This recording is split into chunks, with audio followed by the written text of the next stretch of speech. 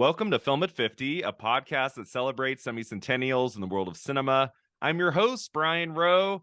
Very thrilled to welcome Will Hyler back to the podcast today to talk about Jeremiah Johnson, starring Robert Redford, released in December of 1972. How are we doing, Will?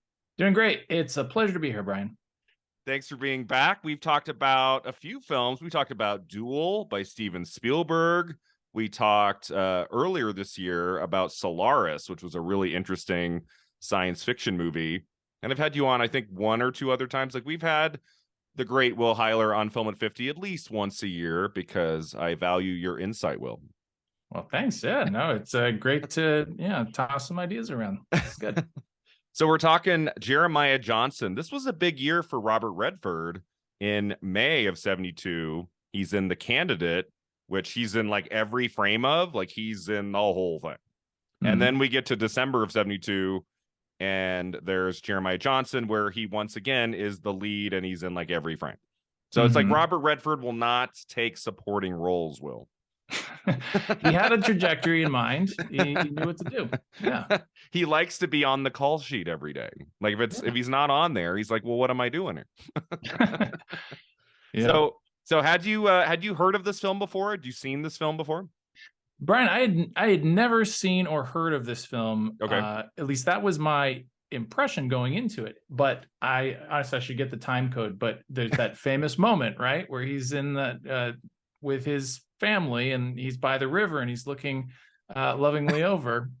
Does the little nod, right? And I'm a little ashamed to say I didn't even see it coming. Like it totally leapt up on me when it says it. Hot dog. I know that. All yeah, right. That is a famous little moment that pretty much everyone has seen, and 98% of people probably have no idea what it's from. Right? It's like, well, I mean, the beard kind of gives it away. Like if you know anything about this movie, because he doesn't have that beard for me. Right. Like I don't think any other roles he played, like he's not really known for that kind of look. So, but yeah, so as I told you before we started recording, this was my 7th grade history teacher's favorite movie, and he showed it to us. It was either like, I think it was right before winter break, like like we took a week and just watched this movie and talked about it, I remember. So that was my introduction to it. Well, tell me a little bit more about that, Brian. Was it presented as a kind of like, you said history teacher, right? Was this kind of like... Yeah, he was teacher. His name was Mr. Harris. So was Mr. Harris saying, class, this is a documentary style. This is a little history lesson about our history, like our past, 1800s. Yeah, I mean, I can't remember how he introduced it, but he was an eccentric character. His whole room, his room did not look like a classroom. Like he had it so well designed to the point where it felt like you were in like an 1800s cabin or something.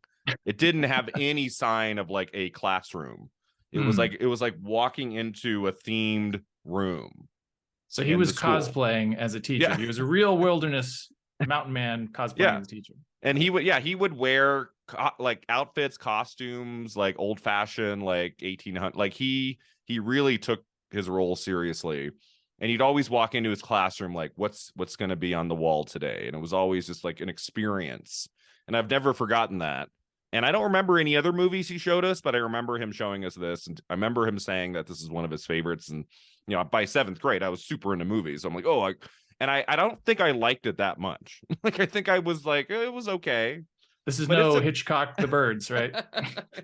But I mean, it was, I don't think I've seen it since. I'm watching it again this week. I had a similar reaction. I think it's a solid movie, but it's a very kind of slow, episodic story. And I think I can appreciate that more now. I think back in the day, I was like, well, where's the story here? Yeah. So I appreciate it more today, but it's really just kind of like an episodic journey of this man trying to find himself in the wilderness. And as like from a technical level and what they achieved on a filmmaking standpoint, that's the part of the movie I thought was really interesting, because I read up on like how they made this, and it's really cool.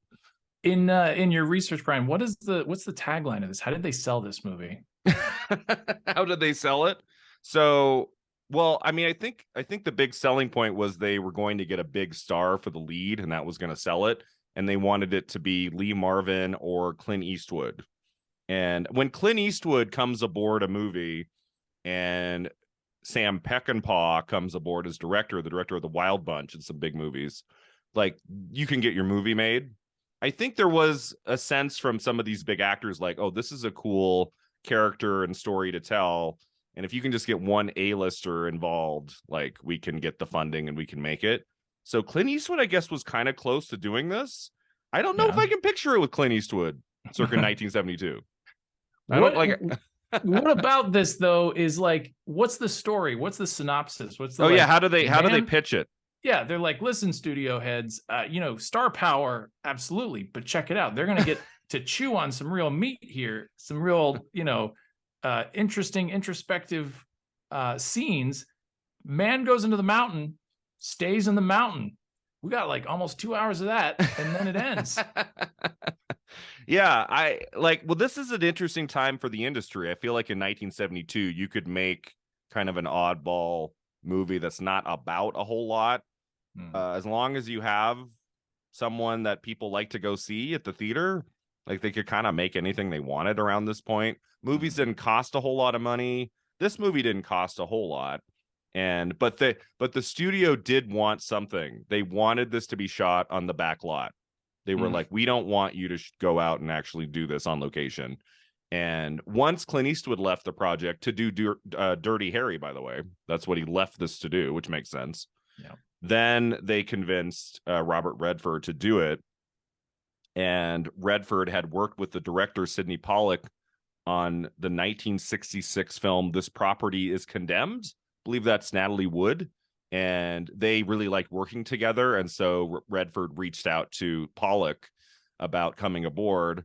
But they both said, we're not going to make this movie unless it's on location. And the studio relented and said, oh, okay. And apparently, I guess it didn't really add a whole lot to the budget, the way that they thought it would. So it worked out in that way. I don't know how you make this movie on a backlot, right? Well, they made what they had to build 3 log cabins, and well, I mean the town at the beginning of the movie was probably the most elaborate set piece they had to build for this movie, right? Right. Yeah. But there's a lot of sequences in this film where he's like trudging through the snow. And I found some quotes that said there were weeks of shooting on this movie where it did not get to 0. Believable.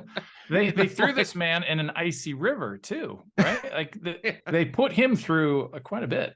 Yeah, but I'm like, how do you even like? And there's on the DVD I rented from the library, there's a 15-minute behind the scenes, and it has some shots. It's a behind the scenes from the time of making the movie, so it's not like updated or anything. But they have some footage of them filming, and you always see the cameraman just with like 8 layers on from like head to toe, and he's clearly like shivering behind the camera. So that's how they sold this movie. They said, we went out and almost killed ourselves. You might as well go see what we did. We had some telephoto lenses in there, and they didn't freeze up. And it wasn't like a quick shoot either. Like they started shooting this film in January of 1971. And it comes out in December of 72. So it's like a 2-year wait, because apparently they shot for months and then they spent almost a whole year editing the movie. Like they had to kind of like find the story. I was going to say, I did hear doing some Googling that this movie was unwatchable, right? Until they kind of went in and fixed it and then made it mostly watchable.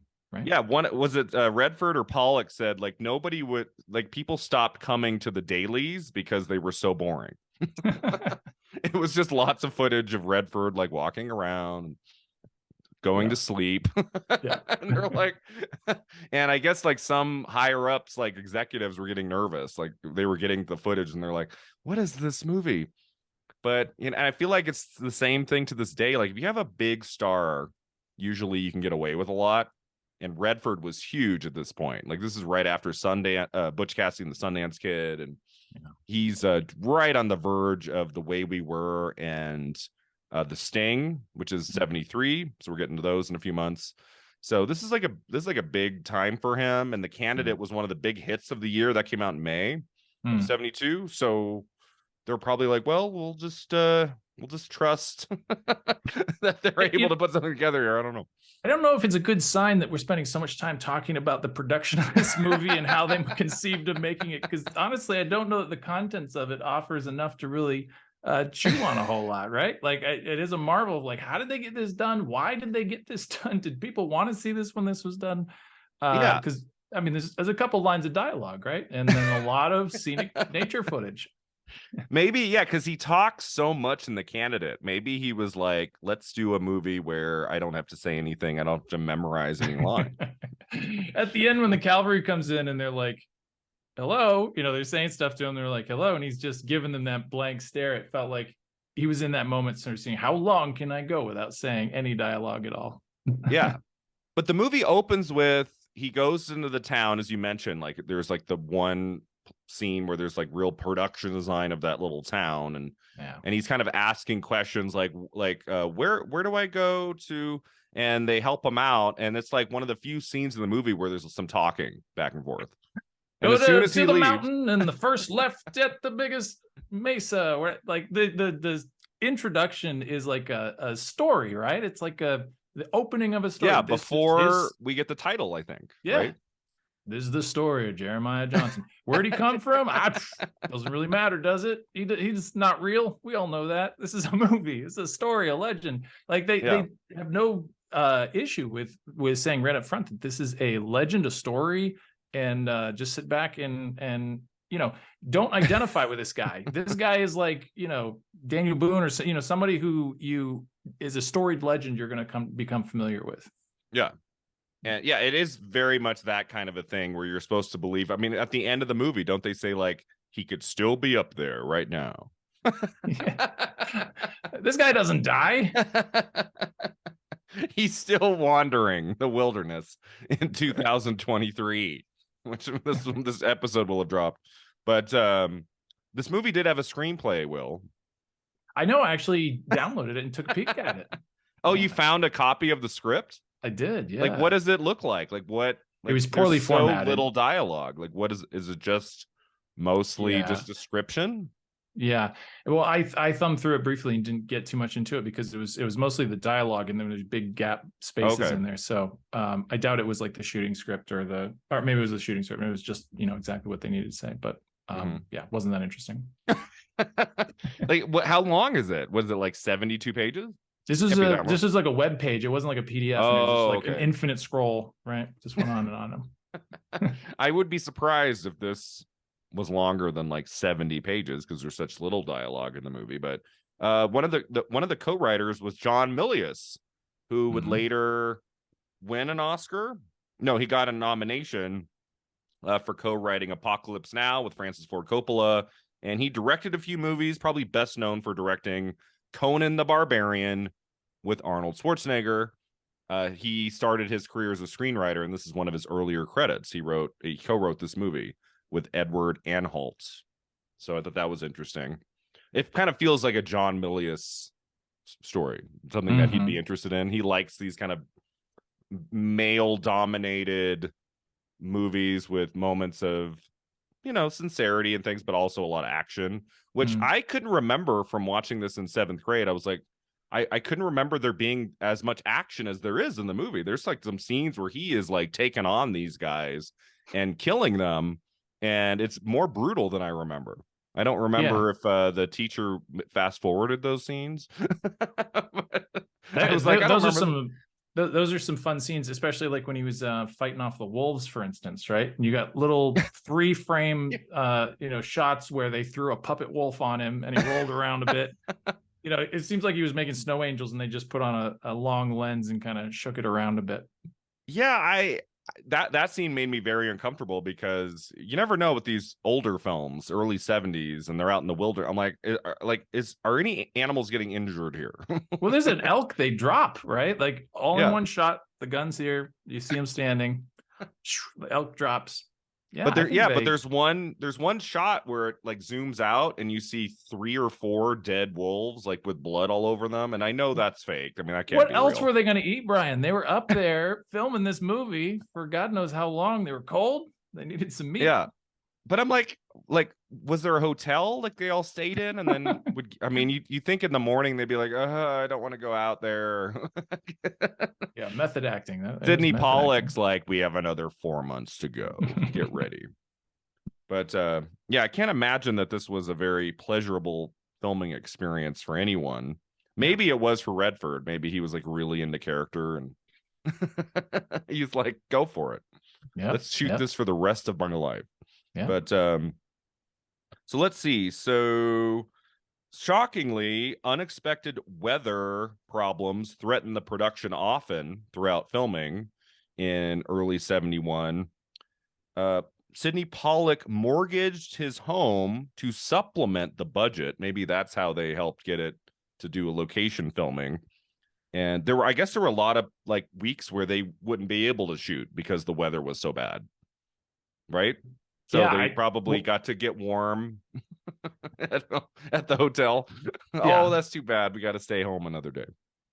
Yeah, you always hear that they say like, there's a shoestring budget. We were out there doing it for the passion of the film. I had to mortgage my house, and you're like, well, what kind of house you have there, Sydney? And he's like, my $200 million mansion.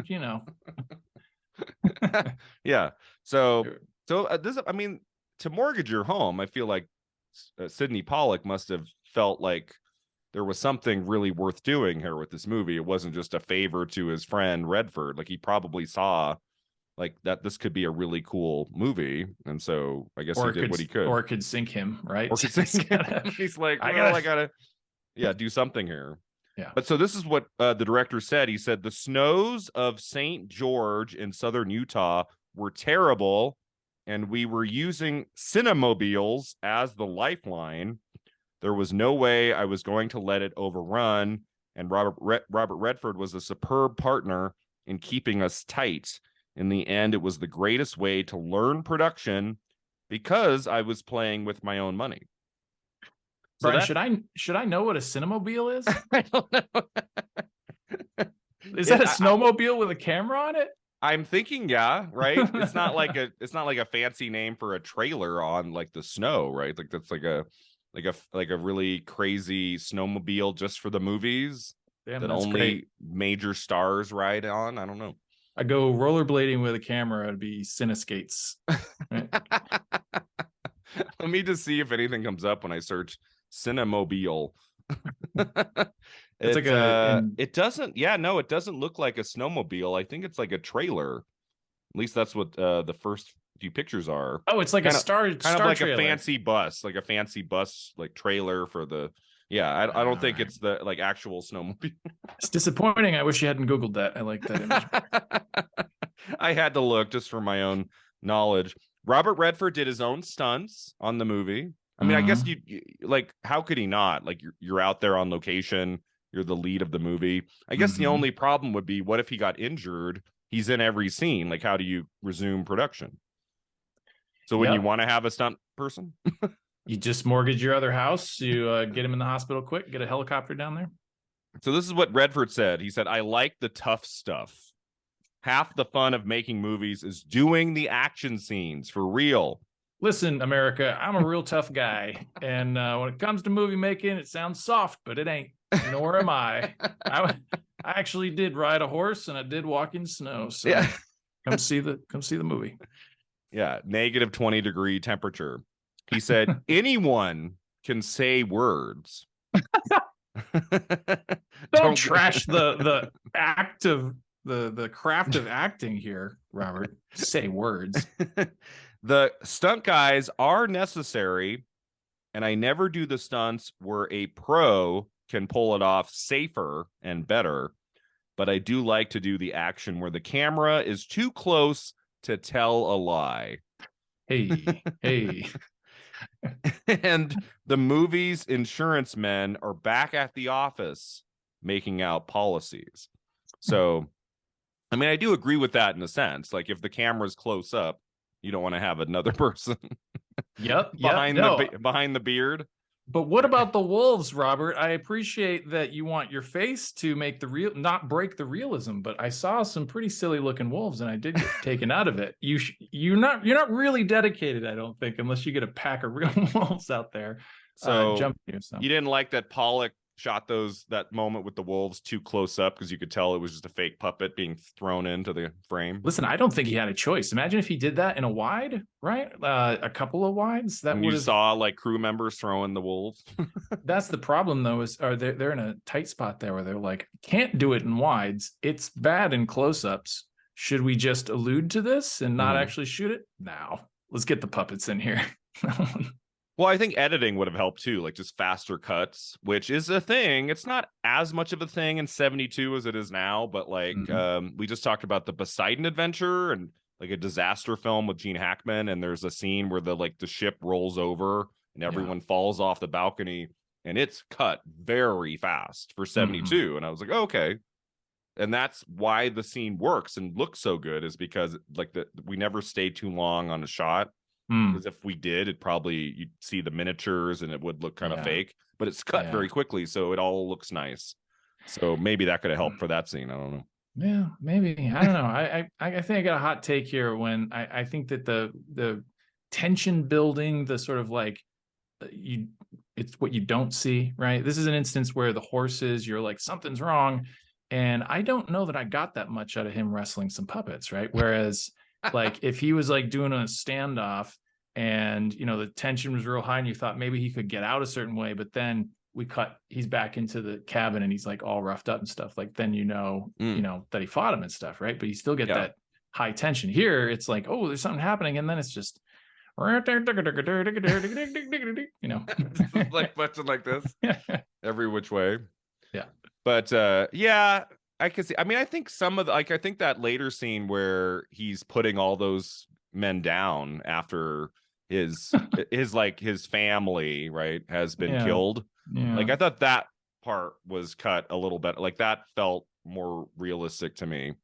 Yeah, I did some nice like half transparencies, right? Wasn't it just like a montage of him out in the wilderness, and then guys coming at him at half opacity and him flipping them over and they hit him at one point, right? Like in the back, like, and he gets kind of injured, and it's not just a machete to the back. He got a spear in the stomach, in the gut, and he just walks it off. And he's like, ah. Yeah. He's probably mad at his family. He's like, come on, guys. Got a little cut in your head, some blood in your hand. But there's a lot of this shot in the freezing cold. Redford said we had 7 cases of frostbite, 4 cases of strep throat, 2 cases of pneumonia, and only 3 cases of Napoleon brandy. 1 week, the thermometer never went above 0. Even the horses balked at coming out of their stalls, he said. Sydney Pollack wondered when it was all going to end. I had a good idea because I live there year round and know how tough the Utah winters can be. The weather could not have been rougher for the crew, but it was terrific for the finished film, is what he said. We might have lost some lives, but honestly, guys, the finished product, that's all that matters, right? If 2 of the crew members die of pneumonia, but it was good for the finished film, right, Will? Yeah, I feel like that does away with that argument. Like no one should ever die on a movie set. Like, what are you talking about, Bob? But think of the headlines. People will be like, what? A movie where someone died? It's got to be good. I'm gonna go see that. There are a couple tickets. They're outside in the -20 degrees, freezing temperature for months on end, all for the artistic purpose of the story. So the film took 7 months to edit. Pollack said it's a picture that was made as much in the editing room as it was in the shooting. That's not a good thing to say. You don't brag about that, brother. That's not what you say to the higher ups at the studio as you're editing. It's like, well, it's taking a while because we're finding the movie.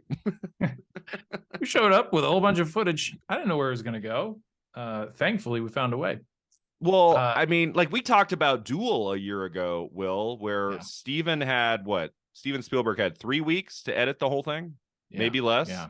And he had like 4 different editors cutting it at the same time just to meet the date that the movie was premiering on television.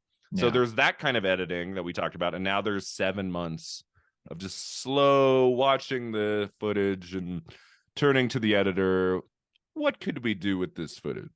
That's the difference between getting the young and hungry on a set versus the old, and A-listers. Yeah, they got time on their side. Spielberg would have made Jeremiah Johnson in 6 weeks, and that Mack truck would have had snow chains on it, and it would have chased him right down. They would have started shooting this in January of 71, and it would have been a summer release, summer of 71. That's right. And we would have talked about it a year and a half ago. Yeah. But Pollack was taking his time. So Pollack said it was a film where you used to watch dailies and everybody would fall asleep except Redford and I, because all you had were these big shots of a guy walking with his horse through the snow. You didn't see any strong narrative through line. It's a picture made up of rhythms and moods and wonderful performances. That's from the director's mouth, Will, so it must be true. Yep. Well, who am I to question Mr. Pollack? Brian, you mentioned the artistic meaning of this film. I don't mean to like derail your where you're going with the trivia and stuff, but I'm fascinated to know what you felt about the purpose and meaning of the film. What are we supposed to take away? So, I mean, at the end of the film, he seems a little bit lost, right? I didn't get a firm sense that this was a happy ending. It seemed to be someone who we don't really learn what his life was like before, right? Like we just get a sense that he wants to live this kind of a life, and he has moments of great joy that are then often met with tragedy. But he still got the sense at the end that he believes in this lifestyle and wants to keep doing it.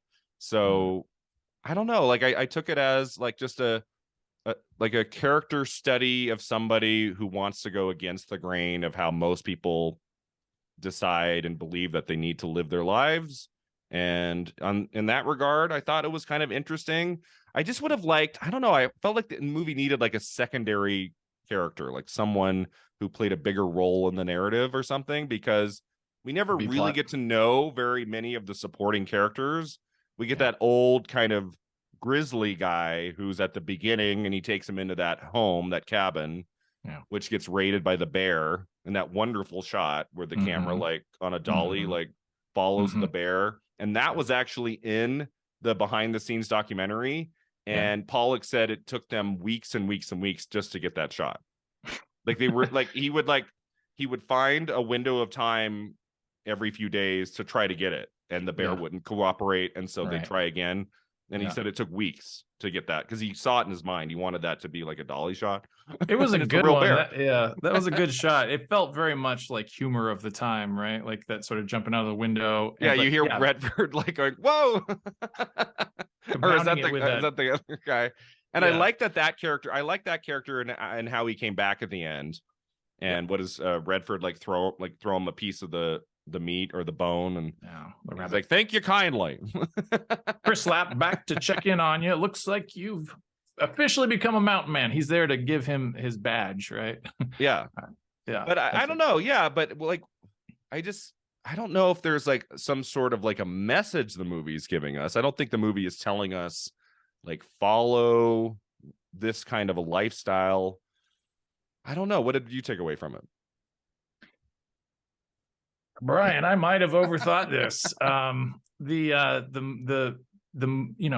While watching the movie, it's inescapable that it is not a fire hose of content, right? It's not trying to say a lot directly to you, but I think through demonstration, through structure, and through the simplicity of it, I think it's getting to something that's really interesting, I'll say, because I think there's some ups and downsides to it. But what was really fascinating to me about it is the way that it had the intermission right in the middle. That was strange. The prelude in the beginning. It was set up very much like a play or an epic or do you know what I mean? Like a structured story, to the point of breaking the fourth wall, right? Whereas let's stop this story so we can all sit around and contemplate that for a bit and then get back into it. Typically movies, they want you to identify with the protagonist and feel their pain and all that kind of stuff. I felt very much like this movie was showing up and saying, witness this guy, right? Mm-hmm. And so I had to ask myself why. Like, what is it about this legend at this time that made this especially attractive to the director, Robert Redford, and stuff? Mm-hmm. The lone white man who's noble and pure of spirit, mm-hmm. with no discernible baggage, right? It's like his background doesn't matter. Just take him at face value. He's a beautiful man. He's got noble principles. He's not going out to tame the wilderness, right? Mm-hmm. He's not going to impose, and like a lot of these stories are like either survival or it's like man's hubris, right? You go in and you believe you can shape nature, but it pushes back and kills you. No, he wants to go live in harmony. He wants to get away from society. And I think that those kinds of ideals were ringing around the zeitgeist, right, in the 70s, but between right. Hippies and everything else. So I think that kind of nature, almost spiritual nature kind of appreciation was mm-hmm. maybe one of the big tent poles of making this movie mm-hmm. work. But the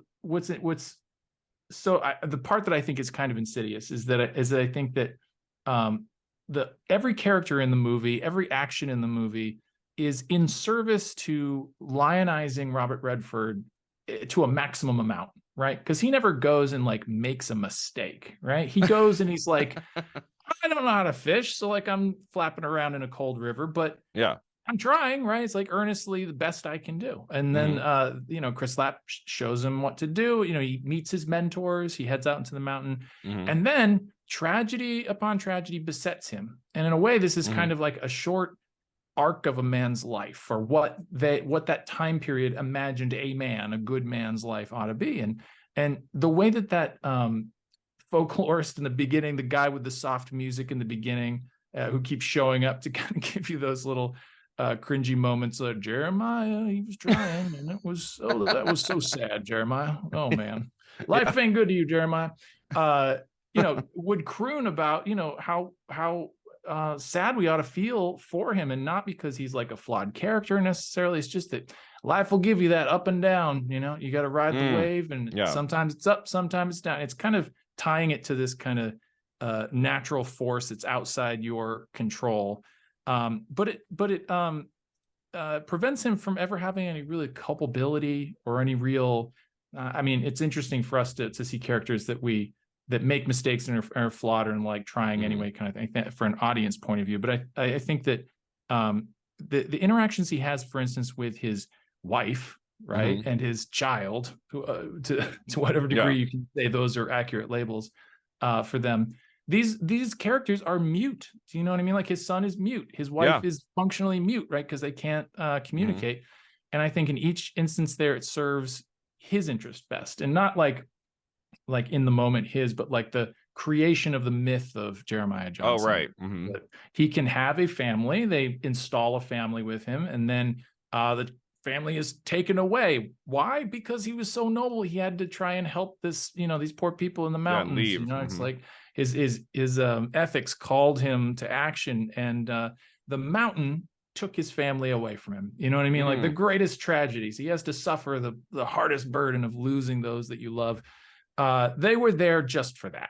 Do you know what I mean? Just for that. Because like, what else did we learn from them? We learned nothing about this woman's culture other than, her tribe has been Christianized, and that there's this like kind of hinted at legacy of all the devastation and destruction that's kind of happening in the background. It's like, we're not really going to do the Spanish-American War. We're not going to get into the whole reason this, the guy who speaks French and all of that, or why that his tribe is Christian. Like that's just kind of like the trappings and the set dressing, right, of the world. And we don't question it. We're not worried about it, because Jeremiah sort of cuts through all of that and is untarnished by it, right? Because he, what was Del Gue, right? This guy is buried up to his head.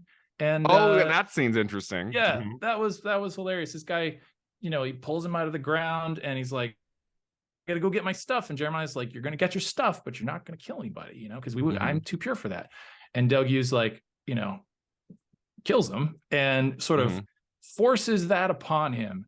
And, that begets the interaction with the wife. Do you know what I mean? Like, he doesn't Mhm. ever have to soil his own hands. It's like the Yeah. world sort of doing it. So, hey, Brian, I'm monologuing. I apologize. But That was what all I'm great. wrapping up to here is that I think that the mountain itself is the kind of like ascension of his character to this kind of mythic Mythic status. status, yeah. Yeah. I Mhm. mean, he has to go through trials and tribulations to prove out his moral purity. And at the end, Mm.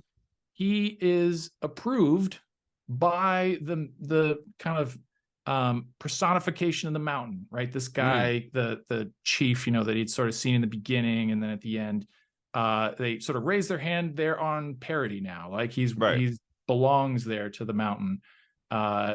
It's a power trip, dude. I think this whole movie is a total power trip, and I think that lazy, audience members at the time would sort of, take it in as this kind of naturalistic, like real telling of something, right? And the whole, Reality. Yeah. yeah, like, and the whole time it's glossing over all the, blood and carnage that Mm. supports our civilization, and Yeah. creates a totally unrealistic character in the. I mean, I like him, right? But he's not human. He's Yeah. very strange. I think that's part of my struggle with the movie the other night watching it, was that he could be more flawed. And I think if this was a different actor, he might have called more for that in the performance. But Redford, I mean, he's a little flawed in The Candidate from earlier in 72. Like, he has his moments where he doesn't know what he's doing and he's freaking out. Whereas this definitely felt like a character he wanted to play. It's just like, even though he has a couple moments, like with the fishing, where it's not all Right. perfectly like he knows what he's doing, but it does feel like he's playing a very mythic character who doesn't make a whole lot of mistakes and Yeah. doesn't really get into the dirt very often. And I wanted some more of that tension in the story, the way that Yeah. we get it in Into the Wild, which is a movie I mentioned before we came on here, Yeah. about the true life story of a younger person, like trying to kind of do Yeah. what he does in Jeremiah Johnson, but in Alaska, and not really knowing exactly how to tackle like Yeah. the wilderness. Like, I it's a think more that interesting movie. I think that's a good reference, because in some ways this theme of your problems follow you wherever you go, is present in both films, but dealt with in different ways, right? Because Mm-hmm. Jeremiah has the stain of society on him, right? He's a Mm-hmm. soldier, and like he's headed up to Yeah. the mountains and all that kind of stuff. But he gets to rise above it ultimately, right? Mm-hmm. Through his pure dedication to this sort of lifestyle, and his refusal to go down, right, into the dregs of society. Whereas, the other film is like realistically showing how you can't outrun your problems, right? Right. Like You can't just run away. you're the genesis of them. It starts inside of you, and you got to heal Mm-hmm. yourself and all that kind of stuff. So Yeah.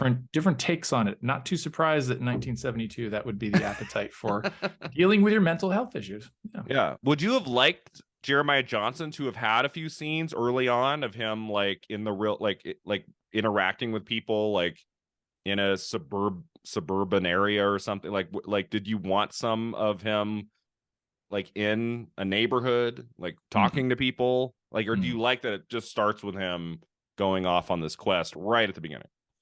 I laugh at some of the silly parts, or what feels like silly parts of the early days of filmmaking, like in the 70s, when you had to use puppet wolves and stuff instead of CGI or something like that, where it could like look more Yeah. realistic. But from a story standpoint, or like from a craft standpoint, I think the movie's great for what it is, right? Like they Right. intended to go out and do this. I like the story structure.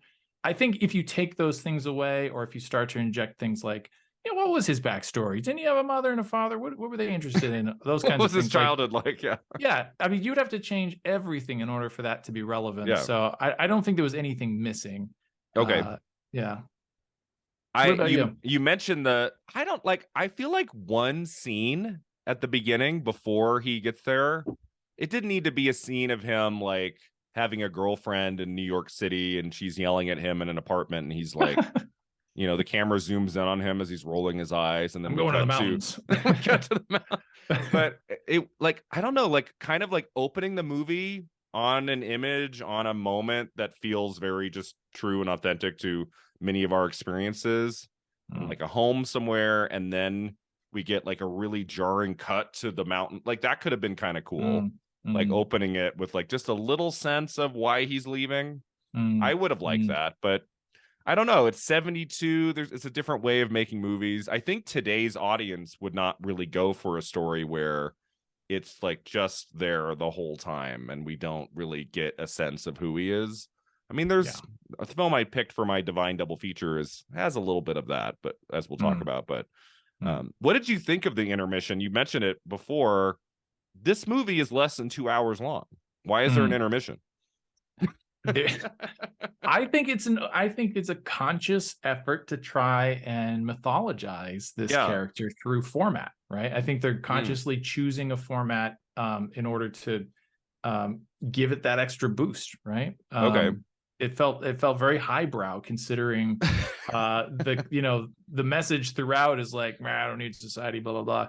It almost felt like an opera or something. Do you know what I mean? Like a Greek tragedy or an opera, not necessarily in the sense of like Sisyphus or something where Prometheus, where there's like a moral at the end. It was like, don't do Icarus or whatever. It's like, no, this guy just is good. The end. Do you know what I mean? That's what felt so weird about it. Is that like it just felt like a long effort to make an Americana, wilderness He-Man kind of thing.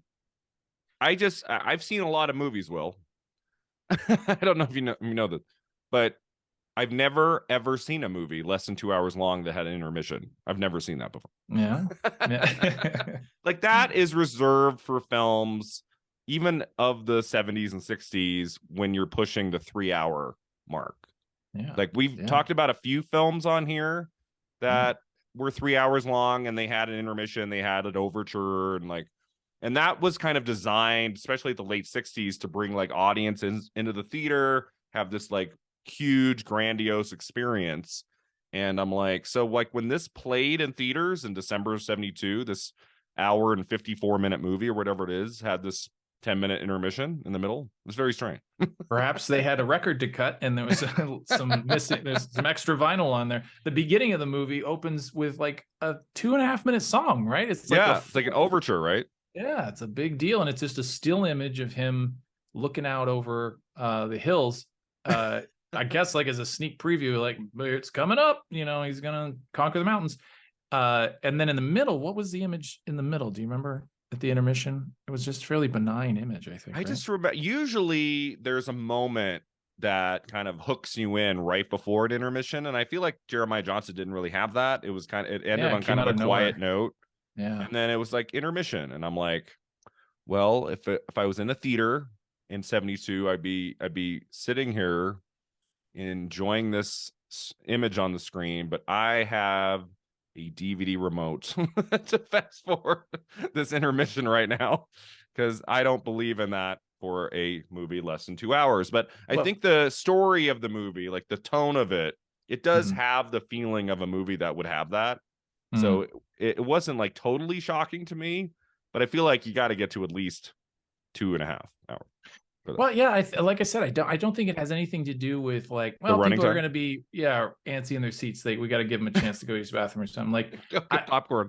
I had all these thoughts about this being an intentional, structured, method of lionizing him, and then I went and did a little bit of reading about the novels behind this, right? Because there's 2 different books that inspired this script, apparently. Okay. I was curious about these books and what they were. They are 1958 biography.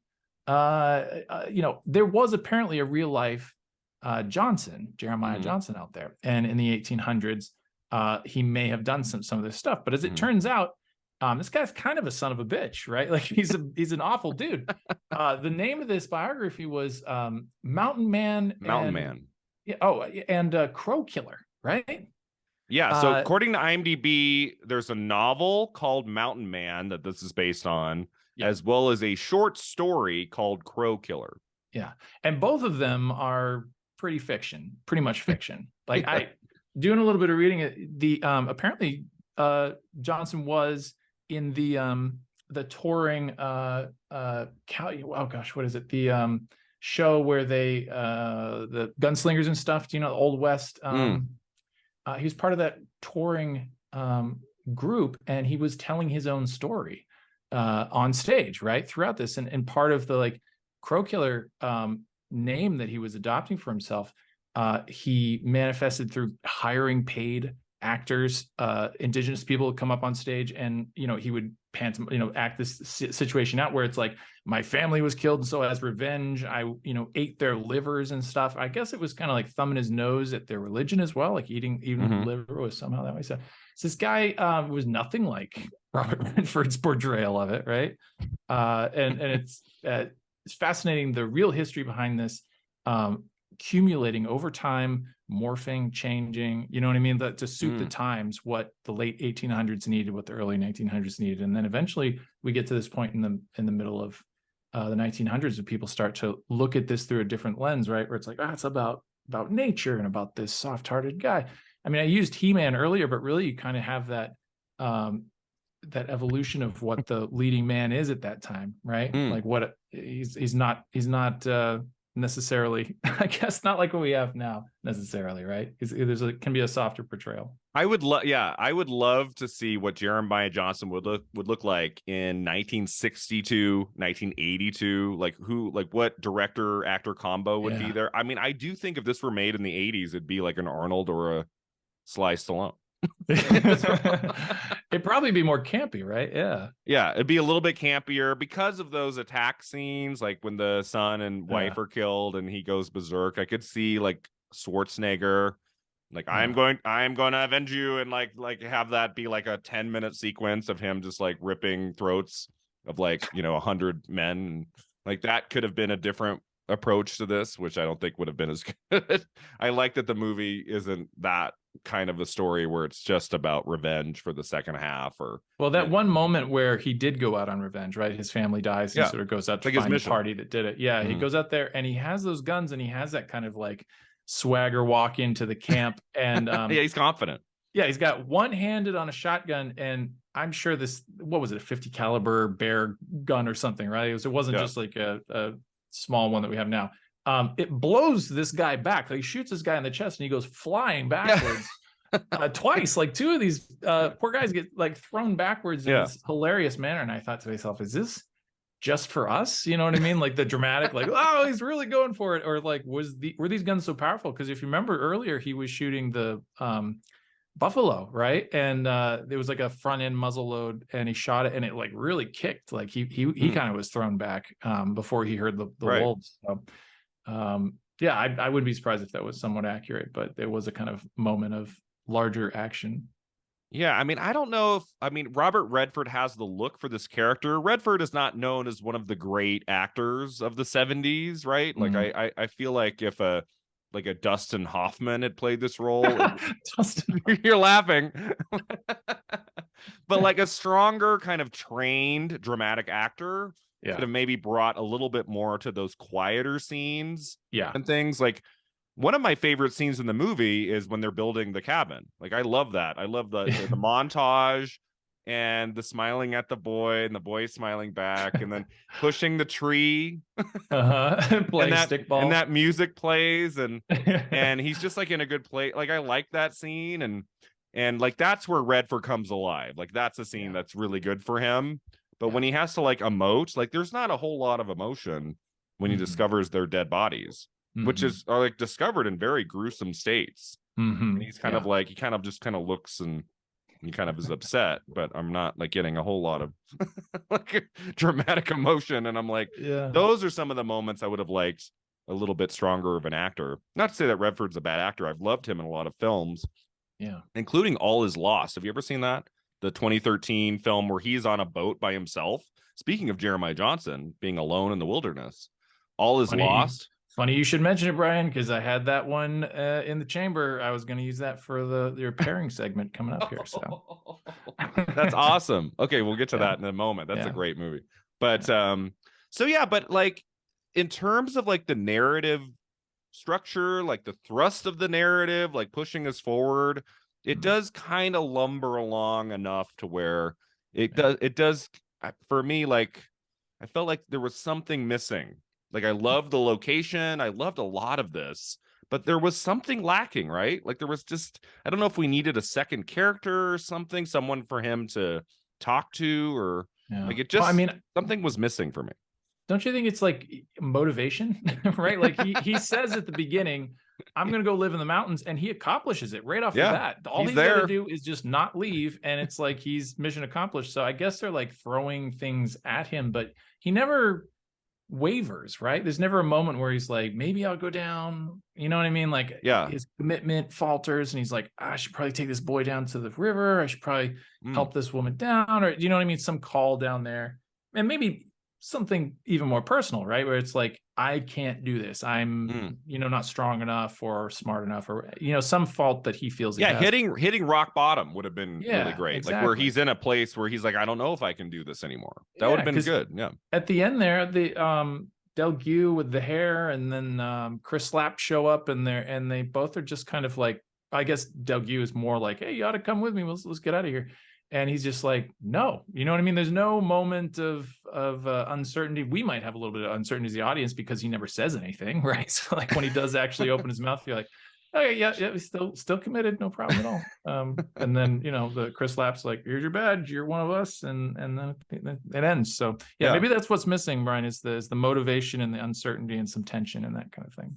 Yeah, but maybe that's because we both watch so many movies. Maybe that's part of it. Like I know that this is a favorite film, not just of my 7th grade history teacher. There's a lot of really passionate love for this movie. People really love this. And I wonder if it's people who saw it when they were young. Maybe it struck a chord when they saw it as a kid or as a teenager. Maybe the first like ever idea they've ever seen, like, oh, an idea of I don't have to live life as everyone else. Like I could go live it like this. Maybe that struck a chord with some younger audiences who grew up with the movie. This is, I think you alluded to this in the beginning, but this is definitely right up my alley too. I remember in middle school reading a book called My Side of the Mountain, which is about about a kid that goes and he's a survivalist, like a summer, right? Yeah, I really admired that he had a hawk, right, that he taught to hunt, and he like made leather tanning process. It was really fascinating. And then Thoreau, the philosopher, all that kind of like Walden and heading out on yourself. I think high school boys that probably really appeals to. And I tend to think this movie was aimed at white men, but yeah, I know it definitely appeals. It's just I think that it's odd in the way that it shows a quote unquote harsh reality, right? I mean, there's bears and there's cold and there's like all this kind of stuff that's hard, but in a way, it almost says, so long as you're pure of heart, you know what I mean? Like you can have you can get through it. Yeah, you can have the peace that comes with that thing. And there's a lot more to life than that. I know. And I hope it didn't like inspire any younger people to go try to do this in the Utah winter. Not be a good idea. Well, I think around this time there were a lot of people experimenting with that. And Brian, we haven't even talked about the portrayal of women or indigenous people. Yeah. This is a whole thing that I'm sure boomers are going to hold clutched tightly to their feelings about this movie and not want to kind of introspect about the clear ways that these people were not considered, kind of caricatures. But, yeah, I mean, in a way, I can see people. And I think I saw some of this online. Some people sort of saying like, "Well, compared to other westerns at the time, or it's been much worse." And it's interesting that can kind of be a safe haven for folks. But I mean, it's still part of, like I said, it's still big Hollywood machine here, big A-listers, and this was still part of making money. And I think that shift in tone and portrayal is part of the strategy, right? It's not because people are being more honest or more ethical or those kinds of things. So it's really fascinating to like I said earlier, hear that these stories came from things like Crow Killer, right? And then he ate livers, and like they intentionally edited this stuff out. Do you know what I mean? Like that probably wasn't true, but that was the kind of stuff that came to them, that informed them. And they were like, we got to be choosy about this stuff. We got to be choosy about the history. We choose about what we portray. And often like the scalping and the, like just the chief sort of saying like, I got to give you my daughter. It's literally no problem. Off you go. I gotta do some education for myself about it. That rang very sort of hollow and stereotypical to me. I mean, maybe it's based on something that's real that I can learn about here, but so many of those things were. I did read an anecdote which is interesting about that scene of giving away the daughter. At one point, I guess they did have a consultant, right? They had a Native American consultant on set to sort of like stop them from their worst impulses, I guess, right? Okay. I'm sure that it was like billed as like, well, it's culturally sensitive and this is going to be a new kind of film. But I think, at that time, the best you could hope for is they stop it. And one of these instances was that I guess in the script they had written this scene where the chief, to show the I guess the quality of this woman, he was going to open her mouth and sort of like tap on her teeth and say, good teeth, right?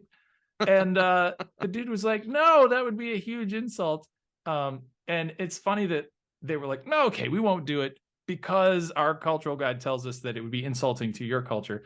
But I'm like, what about this woman, right? Like, what about people? Like, would anybody want to be sort of like held up and your teeth tapped and be like, yeah, this is I mean, throughout all of it, I'm sorry to fracture my sentences and jump around here, Brian, but it's leading me to these thoughts of like casually the way they dropped in things like, have you been packing a woman? Do you know what I mean? Like the way they talked about, like Chris Lapp tells this little story about this, women. I had a woman once, right? And clearly this was a slave, you know what I mean? Right. On some level to him. Forced to be with him. Yeah. And he used her and then got rid of her when it was convenient. And, the wedding here, I think, was intentionally crafted again in a way so that he didn't have to get his hands dirty at all. It's like, oh, you have to, or else it will cause something much worse. So he's like, oh, I got to capitulate.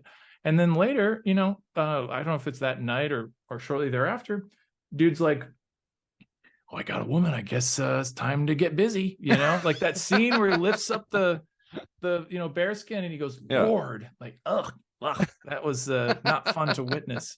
But at the time, I'm sure, the people in the audience were like, men needs, it makes sense, right? Like this is just humanizing the whole situation.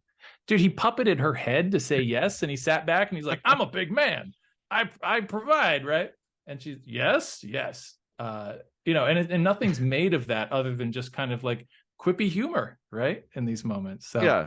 Well, I mean, it is Robert Redford, right? Women and men really idolized him by 72. So I think like women in the audience are just like, like they're not, I don't think they're putting a whole lot of thought behind the fact that these secondary characters are kind of caricatures and they don't really get a whole lot of life in the movie. It's really just about him and his journey. And we only get little snippets of who these other people are.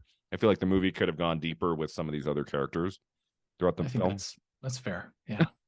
But I also don't, I don't want it to be a 3-hour movie either. So I don't need like too much, but then the intermission would have made sense. But yeah, I mean, I think a lot of people like, this is one of like their favorites from childhood. And I can kind of see why. It's just coming at it from like 2022, 2023, having seen a lot of movies, like going beyond just some really cool, like technical elements of the movie and the locations and everything. It just rings a little hollow emotionally for me. Like there's not a whole lot to grab onto at the end. Yeah. I'm just like, it's a worthy effort. Yeah. But I would much rather watch The Candidate again. That's the better Redford film from 72. Like more flawed character, more interesting, like him trying to navigate the political system, not really knowing what he's getting into. I don't know. That's just a story I feel like it's definitely you can relate to that one more now than you can to this movie. But it's I think it's worth watching. Like it's an interesting film. Yeah. I mean, social commentary aside, not that it should be aside, but to focus on the element of here of what's unique about it in the time and place, maybe from like a social setting of like audiences having an appetite for a film like this. It is fascinating, and I do appreciate that this era of time exists, that 60s and 70s era, something that's really special to me, because you get these incredibly slow and long and contemplative kinds of movies, and like maybe they're not successful, but it is fun that they did, right? And you can go back, because if you didn't have that archive today, it's just Guardians of the Galaxy 3, right? Time and place for everything, but Yeah, it is. I do enjoy sitting and just having Yeah. something happen And in these front. kind of movies are really, it's getting kind of scary now, Will, because I don't like if you've been following the box office for 2022, like Mm, anything that's not an event movie, yeah, almost everything else is just dropping like yeah, flies. Nobody is going to a theater. yeah, Like, I just yeah. saw The Fablemans by Steven Spielberg. It is a glorious movie. It's wonderful. It Is it? should be a huge like specialty box office success, and it's just like nobody's seeing it. Mm, Like mm, so, but it's like Black Panther Wakanda Forever gets like hmm. 6 weeks to itself Yeah. at the box office. And then Avatar The Way of Water will get what, a month plus of no other big titles, and it's just that's what everyone's going to see every day for a month. It's like come on. We were very wise to get out of this industry It before doesn't it was seem too like late. a good place right now. Like anyone trying to tell personal stories, they're getting them made still. I think with a lot of Yeah. difficulty, they're still getting Yeah. made, but they're not really making money No, anymore. they're not making money, and like I mean, there's tiers of like celebrity and money and like prestige and all that, certainly in this world, but the spaces between them are kind of canyons, right? And Yeah. there's only a couple of them. And it's funny to see someone who has a very successful independent film in the last couple of years, and then it's just like it's done. You know what I mean? Content moves so fast in a way. Yeah. You make a TikTok and no one's going to watch it tomorrow. You kind of accept that. But like something that the film itself, you've labored over for a long time. But like the concept of you even becoming a filmmaker or something is such a long and arduous journey, often or most Mm-hmm. often, that the fact that when you actually do get to make your thing, I wonder whether anyone's sort of sitting back and going like, did this matter at all? Do you know what I mean? Did this make an impact at all? Did this make a ripple of any kind Yeah. I in mean, the in some conscious? ways, I think everyone who's making films wants to be affecting on their audience, and the fact that we all get to see so many different things at any given time. You see something, you go, "Great, I saw it," and like, unless it tops, Jurassic World 3 in brain stimulation, I don't have space for it in the filing cabinet. Which I just read. I read the other day, like the top 10 grossers of the year right now, and Jurassic World 3 Dominion hit $1 billion worldwide. That makes me so sad, Brian. I wish you hadn't told me that. I hate that I didn't think information. that did very well. And I'm like, it did okay, but didn't do as well as like the first two, but it still made $1 billion. I'm like, what? And they But posted a loss. Yeah. it's a loss. Yeah, I Yeah. heard Avatar 2 has to make 600 million to break even worldwide. What's your prediction on But Avatar? Let's get it on tape right now. When it comes out, is it going to be as oh, big it's as going to be 2009? huge. Yeah. Oh, I don't know. What did Avatar 1 make? 2.8 billion, I think. Yeah. So James Cameron, he makes Titanic worldwide. That takes about 1.8 billion. And that becomes the biggest movie of all time in 97, 98. And then 12 years later, he tops that. The same man tops that record with Avatar. I believe that got to 2.8 billion. I think something has topped that since. Was it Star Wars The Force Awakens? I feel like there was something. Lord, no. No, it was Avengers Endgame, right? Oh, It was like, was it Endgame? yeah. Yeah, because I remember there was like James Cameron like gave his blessing. You have surpassed my movie. Signed a mug or something and send it over. Because there were people when that was getting neck and neck who were just like going to the movie theater every weekend to help boost these numbers. We got to get our boy over the line. But yeah, it's really tricky. I think Avatar 2 is going to be huge. Does it surpass everything else? I don't think so. Like, I think it gets to like maybe 2 billion, Yeah. but not 3. I don't know. They're just going to keep releasing it. They're going to hold it for a bit, re-release it. They're going to find ways to count it all up. Well, this episode's dropping in mid-January, so we'll kind of know by then how it's doing. But I don't think there's any major title coming out until, I mean, I say major as in like a comic book movie that people will go see. Yeah. Is the next I think it's Ant-Man is mid-February. That's right. I believe Avatar 2 has 8+ weeks to itself without any other big movie. So I think it's going to do just fine. Seems fair. We'll see. Are you going to see Avatar 2 or no? I doubt it. I mean, Brian, I have a 6-year-old son. It's hard for me to even, Yeah, go to the theater. watch a movie at my house, let alone, I mean, a movie that I want to watch, right? Yeah. So yeah, I doubt I Movie will date. use my precious time to go see that movie. But you never But know. yeah, I look at a movie like Jeremiah Johnson that brought in the audiences in December of 72. By the end of 73, it had made over $8 million, which doesn't sound like a lot now. But in 72, 73, 8 million was respectable for a movie. Yeah. And it premiered at the Cannes Film Festival, got its wide release in December, and it did okay at the box office. And so Robert Redford had a good year between this and The Candidate, which I think did even better. Like, it was a pretty good year for him. And this is just, as I mentioned earlier, now, and then we get to The Way We Were and The Sting, which are blockbuster hits for him in 73. So this is a good time for Redford. He's like firing on all cylinders here with like different genres too. Romantic drama, like period gangster movie, wilderness drama, political film. Like, so he's doing a lot of different things. He's not just doing like the same genre one a year. So that's kind of cool too. Yeah. So I like that about his career trajectory right now. The critics are pretty kind. I couldn't find a whole lot of reviews for the movie. It seemed to be kind of mixed. Like, some liked it, some were okay. I don't think anyone hated it, but they said that they liked it. Robert Redford considers this one of his favorite movies he's ever been in. Oh yeah. That's what he has said that in an interview. Like, he considers this one of his best movies he made. So that's kind of cool. That he like would from the consider audience standpoint, or like from the production for him himself. Like, okay. like of the movies he made in his 50-year plus career, he has said this is one of his favorites. And Sydney Pollack called it one of the most purely visual films that he ever directed. All right. Which Sydney Pollack, as we'll talk about at the end, he is tricky to put in a box. Like, he is one of those directors who would bounce around in different genres. He didn't just make one kind of movie. Like, when I look at like the 3 films of his that I've seen that I like, I mean, they're completely different in every way. So I admire directors who could do that. Not all of them could. Some of them would just have to kind of make the same thing over and over. Yeah. But occasionally you get a director who would just for 30 plus years just make every genre known to man, and people would let him. And then produce and then act in them, and just and then he's an actor too. Yeah. But anyway, as we wrap up this conversation, is there anything else you wanted to add about the movie? I think it's worth saying. I do think it's kind of slight. I think there could have been a little bit more juice, a little bit more energy to the narrative. I don't know.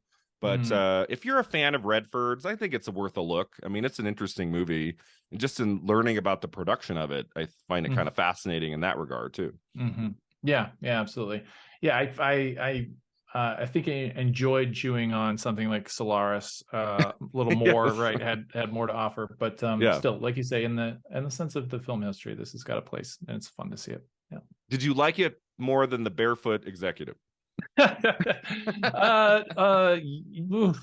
Weird. Wow. I'm having an authentic reaction right now, Brian, and I don't. And look, I'm taking that. I say this every time I see you. I've learned long ago that you can't, judge movies on the same scale. There's like different. Right. They're different. Yeah. I mean, I was very much years ago when we used to debate movies, very much like everything's on the same scale. A good movie is a 5, a bad movie is, in this sense, I would be like, this one's a 3 and Barefoot's a 1 or whatever.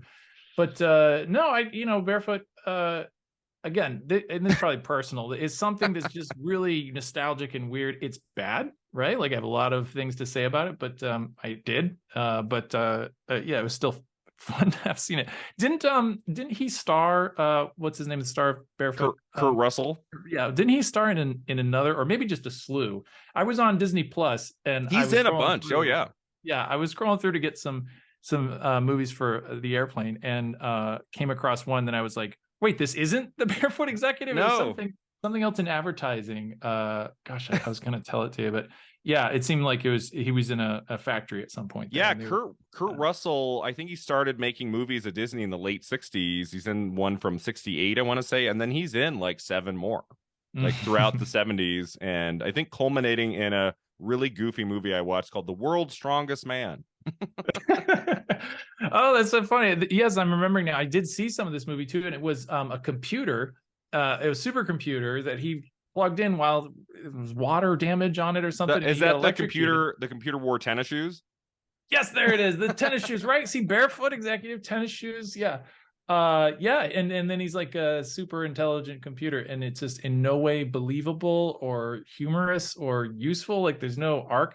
Sorry, I'm not going to trash that movie. We don't have enough time for that. But yeah, that too is fun in how bad it is. But yeah, anyway, I wanted to let my listeners know, like, if you've enjoyed this episode with Will, you have to go back in the archives and listen to Solaris and Duel, and The Barefoot Executive is a treat. So we had fun with that one. That was a goofy, stupid movie with Kurt Russell. That was a lot of fun to talk about. So yeah, that takes us to our final two segments. Divine double feature. You went with All Is Lost from 2013. That's right. That's the one that came to mind. A great choice. Yes. However, Brian, that's not the only one that came to mind. That I think obviously had a lot of parallels. Although I think what we can learn from what we just talked about, having that kind of like motive of I gotta survive, right? This was a survival film in the ocean, really keeps the stakes high and keeps you engaged throughout. So he wasn't committed to the sea and trying to drive boats away. Stay away. I want to stay on my ship. So that was, you know, there's a little inverting there, but it is him alone in the big world. So there's a lot of connection there. However, have you considered that the Revenant has that stellar bear attack? So there's a little bit of synergy there. And I'm just going to use that as a stepping stone to the upcoming film Cocaine Bear. I don't know if you've seen the trailer for that, but the Grizz with some powder, you know, back to back with this one. Yeah. Have you seen the movie, or you've just watched the trailer for Cocaine Bear? I just watched the trailer. I don't know that I need to see the movie. I think it's all in the trailer. But yeah, I would watch that one with this one. Yeah, that one looks fun. I watched the trailer once a few days ago. It looked fun. It's I think directed by Elizabeth Banks, which I think is kind of cool, and the cast looks fun. And so Cocaine Bear, I believe that's coming out in February. So that's coming out here in a few weeks. Yeah, no, you mentioned the Revenant. I went with the Revenant. I think that's like unless you went with All Is Lost, which makes sense because of the same actor in a similar kind of story where he's by himself a lot and trying to survive in harsh conditions. I think the Revenant is the best like modern example of what Jeremiah Johnson would look like now, with like a really talented director and a great leading man. Like that's what it would look like. And the Revenant is a great example of kind of a more personal, quieter movie that was made off, I think that had a huge budget and was a major box office smash. Like that movie made over 100 million, right? I think that was a big hit. I don't know if the Revenant, maybe DiCaprio pulls him in, but I don't know if 7 years later, I don't know if the Revenant is as big a hit now as it was in 15. Like, I feel like things have changed. Like I don't know if all of the audience members would be rushing out for the Revenant now. Which is interesting to think about. What do you think they would have to change about the Revenant to make it more palatable to more 2022? More bear scene. More cocaine. They've done that is a powerful scene at the beginning of the Revenant when he's getting attacked by that CG bear. I can't remember the plot off the top of my head fully, but isn't it largely fueled by revenge? Isn't that one of the main thrusts? Yeah, hasn't his wife been slain, or his wife and kid have been slain? So like it's kind of that small piece of Jeremiah Johnson is like a through line throughout the entire movie. And Tom Hardy is like the bad guy, and they have that big fight at the end. But it's all wilderness, and it's a period film. Lots of scenes in the snow and beautiful Oscar-winning cinematography. And I mean, it's a movie most of us know, but I feel like that would be an interesting watch following Jeremiah Johnson. Like Jeremiah just plowing through faceless people in a slow montage versus that icy hatchet scene or something where they're just like at the bitter end. They should have died 10 times and they're still going after each other. But I think similar to Jeremiah Johnson, like it was a tough shoot, the Revenant. Have you read about like the making of it, and people were, I remember like, at the time how much hay they made out of it. And just how horrendous conditions doing it, and all of the demands of Inarritu, the director, doesn't seem like the easiest man to work for. This guy. I don't know if I'd want to be a PA on that film. would be a long year of my life. But so yeah, those are good choices. And I love All Is Lost. That made my top 10 list of 2013. I found the ending really moving when he I shouldn't say. Just in case the listener hasn't seen that one. It's it's almost a decade old now. But the last 5 minutes of All Is Lost really broke me when I saw it in the theater, because you've been watching this man struggle for 90 minutes or whatever it is, and that ending is just so moving. It's a really great film. And then at the end, for Beyond the Flick, I wanted to talk about Sydney Pollack. So you haven't seen Tootsie, Will? I was embarrassed. I was like, I'm going to get dragged That here. is a classic comedy with Dustin Hoffman. I know. No, I'm aware of some of them, but just somehow have escaped me. Yeah, that one, like Out of Africa and stuff. I watched some trailers, so okay. So Sydney Pollack started in television in like the 50s into the 60s, and then he started getting some feature jobs. He made some feature films in the 60s. His breakthrough, I would say, it's in my top 3. It's great. It's called They Shoot Horses, Don't They, from 1969, starring Jane Fonda. And it's a period film where it's like a dance hall where they can't stop moving, and it's like a lot of it's like in one night, and it's like just a kind of like there's a lot of tension in the story and with the characters and great performances. That's a really good one. That was the movie that kind of put him on the map as a feature film director. And then soon after that, he makes Jeremiah Johnson. And then I would say his most like popular period of filmmaking is the 80s, because that's the decade that gives us Tootsie and Out of Africa. The movie he wins for Best Director at the Oscars is Out of Africa from 85. Also starring Robert Redford. They made 6 films together. So so a lot of actor-director teams, like that'll happen like over the course of decades. Like you'll see 2 people work together a lot. And so, I mean, I'm trying to think of Redford. Like Redford worked with the same director, George Roy Hill, on both Butch Cassidy and The Sting. And so he would work with directors more than once, but I don't think he worked with someone 6 times outside of Sydney Pollack. They were kind of a combo. Like they did a lot of films together. 3 Days, it's called 3 Days to the Condor, of the Condor. I saw that once in high school. It's like a political thriller with Faye Dunaway. I want to watch that again. That's from 75. And that's I think a really terrific movie. And then he did some more kind of standard thrillers. Like he made The Firm with Tom Cruise, based on the John Grisham book. And then his last feature film before he got sick, before he passed away, what is it? The Interpreter with Nicole Kidman and Sean Penn. He liked using big stars, big names, right? Yeah. You don't see him making a lot of movies with no name casts. He would have enjoyed Bullet Train, right? Bullet Train. Did you see that, Will? That was a tricky movie for me as a lifelong Sandra Bullock fan. I know. To have her be in the movie, but just her voice the whole time. And then the trailer showed her face. I'm like, oh, she's in it. And it's literally, what, 45 seconds at the end? Yeah. Yeah, that movie was 80% cameos. Yeah. But Out of Africa is on my list. That's a really strong film. I think he's like Robert Redford is kind of like the weak link of the movie, whereas Meryl Streep is great in that film. And he did not want to hire Meryl Streep for that movie.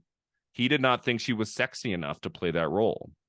And she had to audition for Sydney Pollack, like in like, like a cleavage, and like come into his office and say to him, oh, you don't think I can be sexy? Here you go. And she changed his mind.